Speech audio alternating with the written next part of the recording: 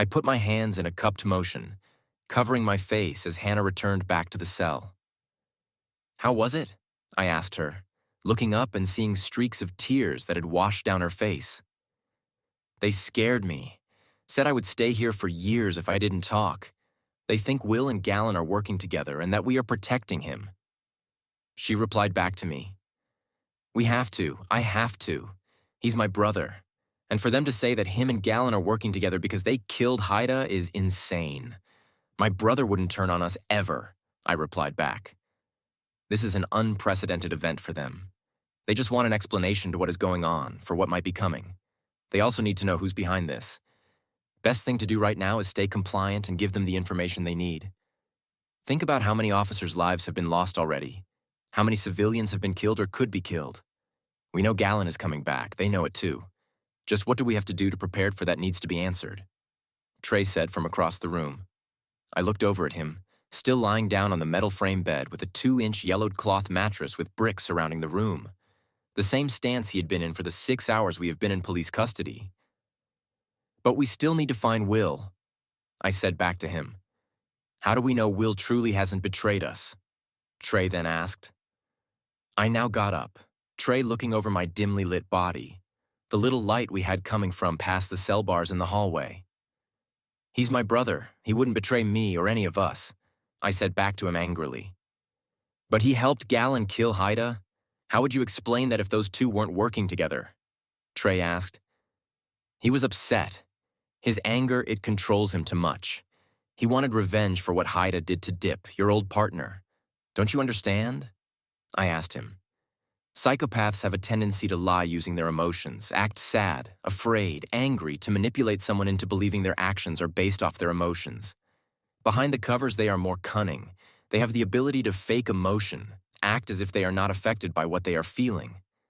Trey remarked, adding, "I've been doing character cases like this for a while.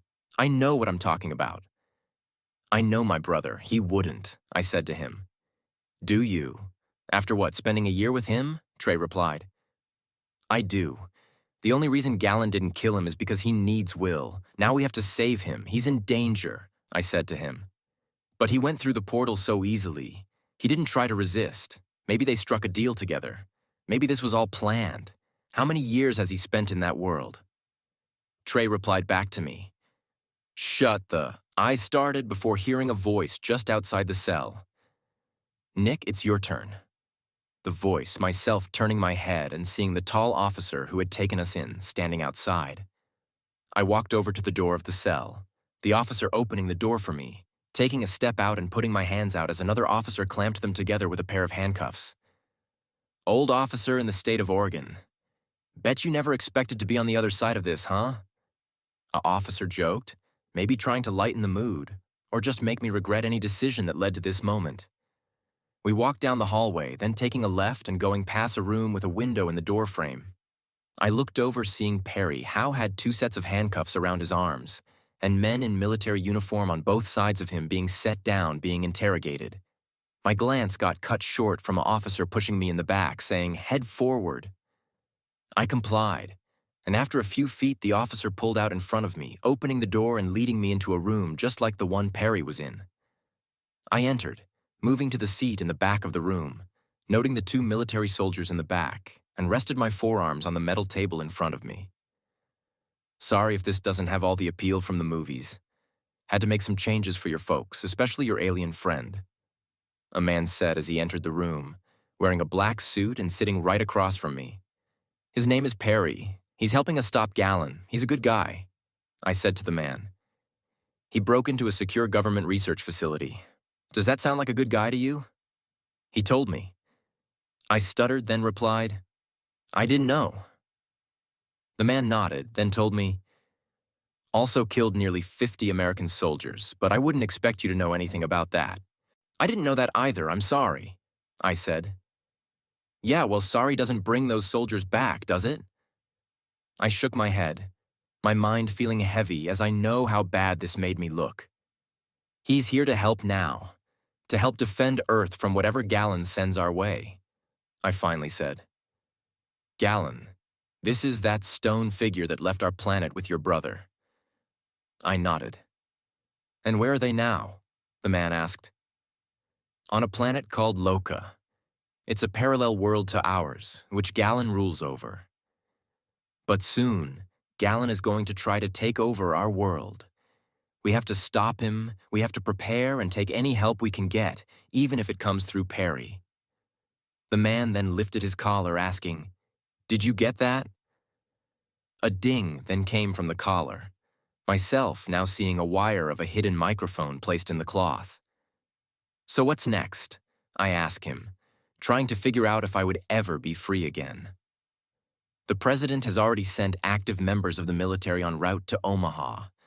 The reservers are also on standby, stationed at the nearby states. Overseas military also are on notice about this, in case we are not prepared enough for this. But when we meet your Galen friend again, we will be ready with everything we have. The man said to me, "What about my brother?" I asked him.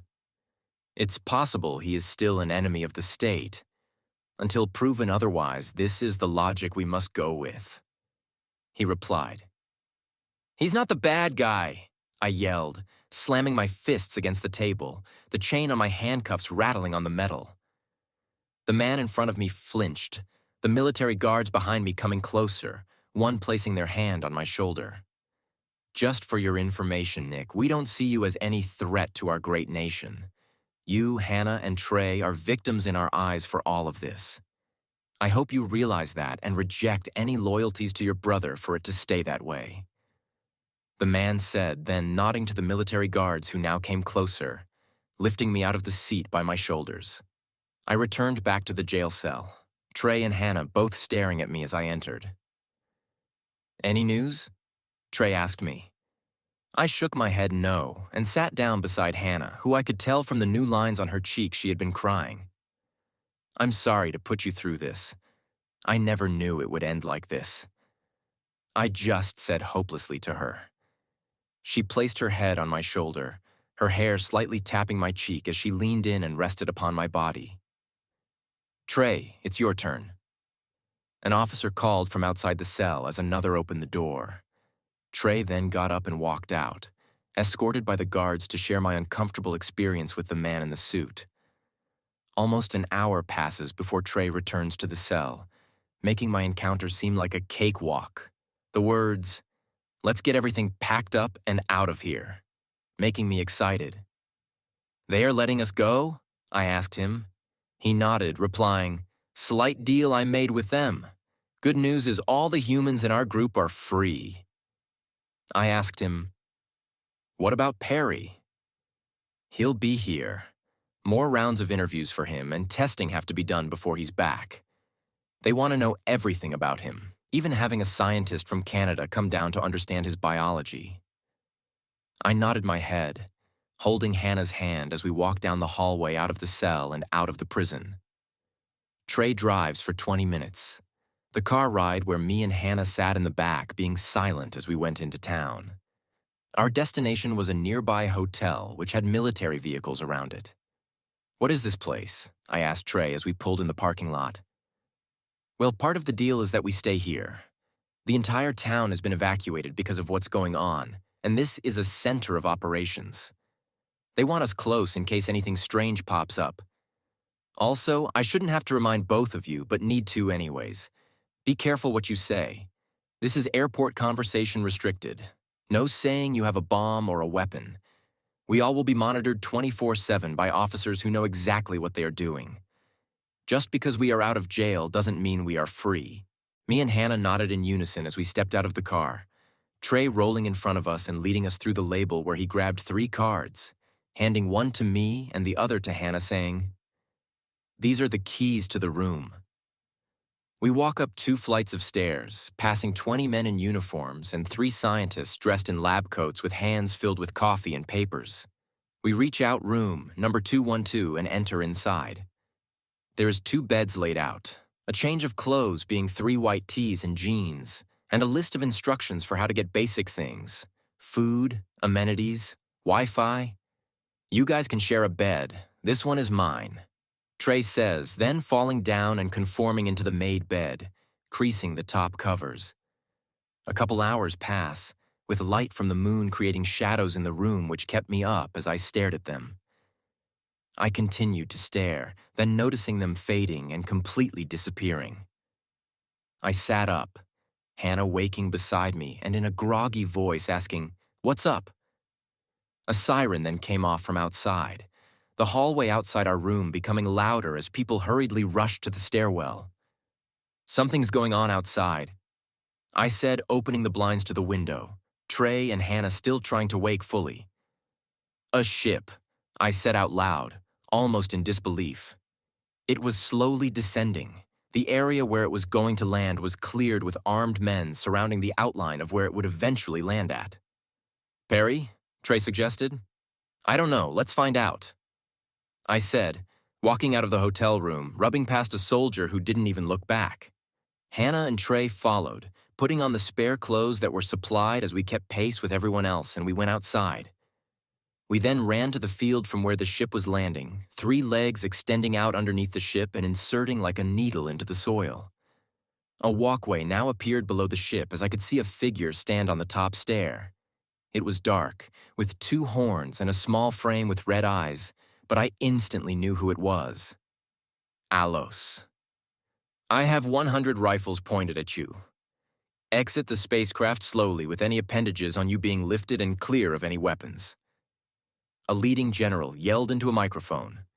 I could see Alos slowly go down the steps, his arms out wide enough to show that he was unarmed but not fully complying with what the general was saying. "I'm here for Will," Alos said loud enough for everyone to stop their breath for a second. "Are you here to take over this country? To attack the American population?" the general said sternly through the microphone, everyone on high alert of my strange alien friend who had now fully left the ship and was walking toward the officers. "We have a war to win that is coming here. I made a promise to a friend I would help, and with me and the 50,000 troops that are coming behind me, I hope you believe that I am on your side," Alos said, then turning almost impulsively at us and moving toward us. "Alos just said 50,000? I'm hearing that right?" Trey asked. I shook my head as I watched him approach, a small smile at seeing Trey. "Long time no see from you. How is your demotion treating you?" Alos joked with Trey. "I'm back to seeing you, so I would say poorly." Trey spoke up and joked with him some more. Alos then turned his head to me and asked, "Well, where's the other 3? Upon him saying this, I looked around, our group now enclosed by armed military men blocking any way out. Will is trapped, captured by Loka. We just know he wants his power, but we don't know what the current status is on him." Alos nodded, then asking, "Dip?" My stomach dropped as I took a moment to think about what to tell him. How had he not heard? I would have thought Will said something to him when they spoke. "He's gone," I said back to him. Like missing. Or did he leave the mission? What could have made him leave this mission? This was his life's work.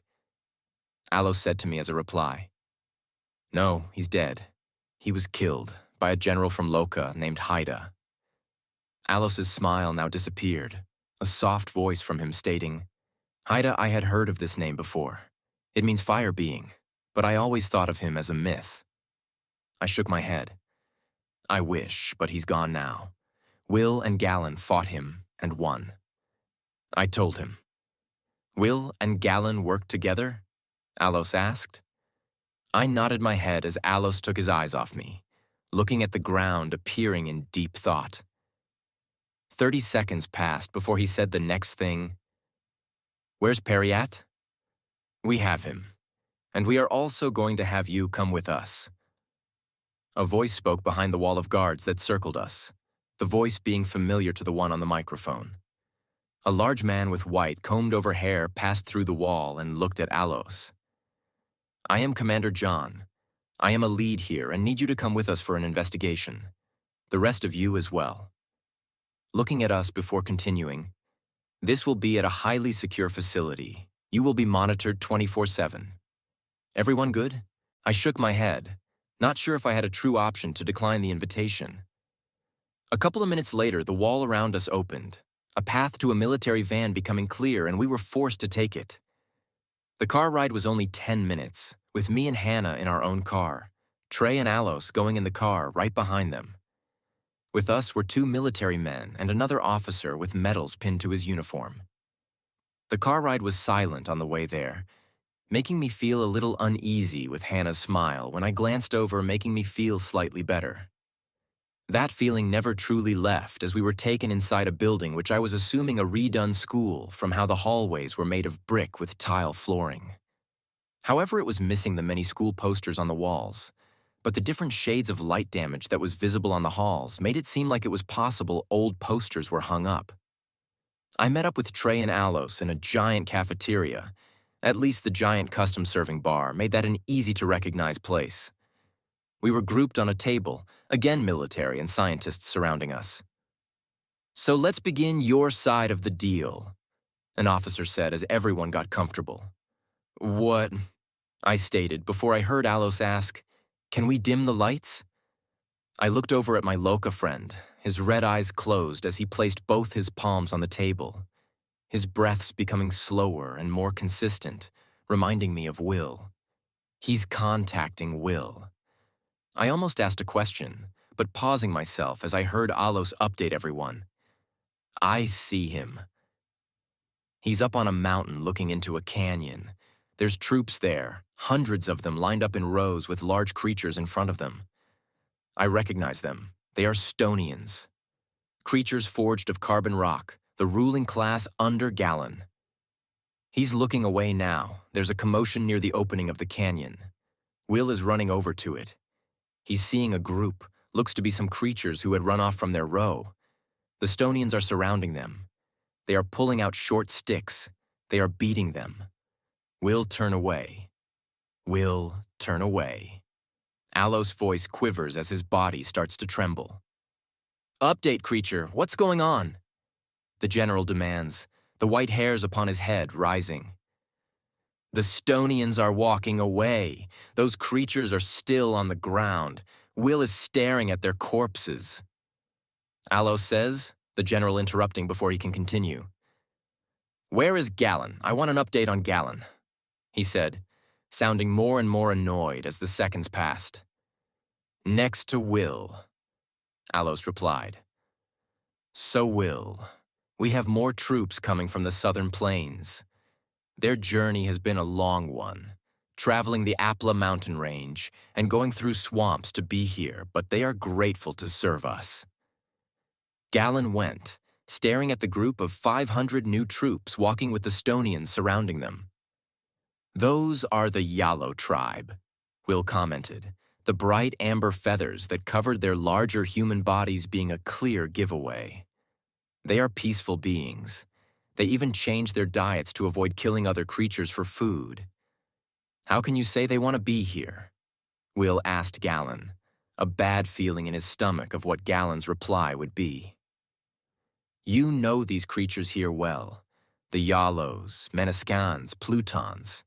It's admirable. But a good leader needs to know everything about these creatures. The Yalos are peaceful until you put their family lives on the line. I sent 100 Stonians to their main tribe. 50 have returned here. The other 50 are waiting upon the other 50's arrival for once they return after our battle. If they don't, those 50 men with the tribe are ordered to eliminate them, keeping a limited number of the women for domestication purposes. All of this is needed to create a new empire. Our empire." Galen replied to him. "You're a monster," Will said back, "and we are cut of the same cloth. Tell me, with the power you have, do you not feel superior to every being here, that you are their own ruler? Be selfish, Will. It's for you best interest," Galen said. Will looked away at the moment, hearing more yelling and crying from the canyon right below their feet. "You think I'm not being honest with you. The people at home believe you have betrayed them. If not now, they will when they realize that you helped me open the portal to launch my army to war with them. This is your first home, Will. Was in the past, will be in the future." Will breathed in deeply, his fists in a ball, a low light coming from his palm.